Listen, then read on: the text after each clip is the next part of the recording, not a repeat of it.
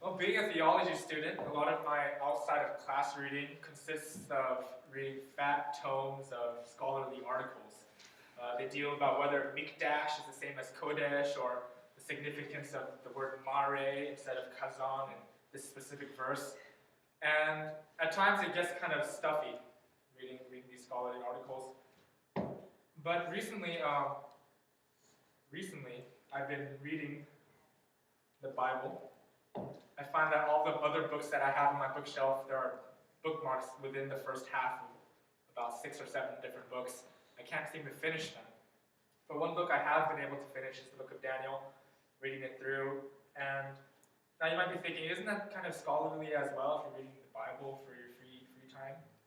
I thought you'd be presenting something more like pleasure reading, like green eggs and ham, or one fish, two fish, red fish, blue fish.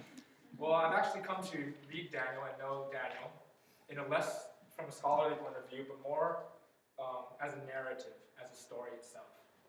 I believe it was written like that on purpose. So Daniel, the book of Daniel, you find it in the Old Testament. I'm sure many of you are familiar. It's written by a Hebrew exile in the 6th century BC. And it's a very, you should know it, you're an Adventist.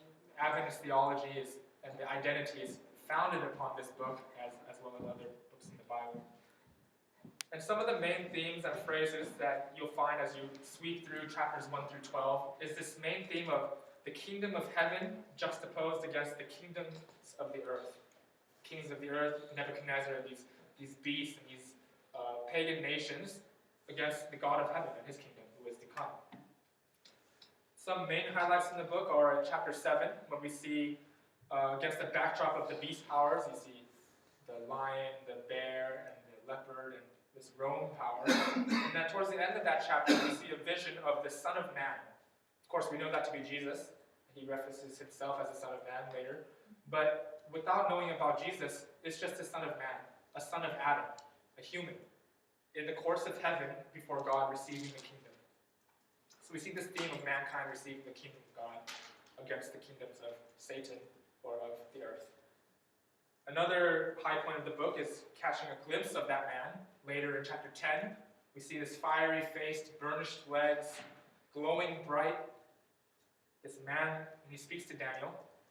And we also see that in the context of these kingdoms, this controversy.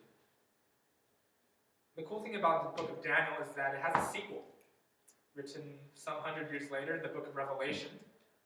And in the first chapter of Revelation, we see the same bronze man, fiery face, bright-eyed, glowing.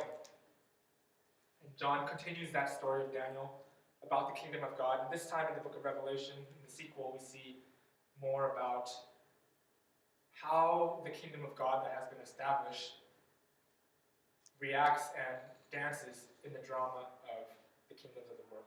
We know that climaxes with the mark of the beast and the things of eschatology, and in the end, it's a happy story, a bit bittersweet, but the saints receive the kingdom. There's a new earth, even though the wicked are punished and are decimated forever. So it's a great book. I recommend it. Read it.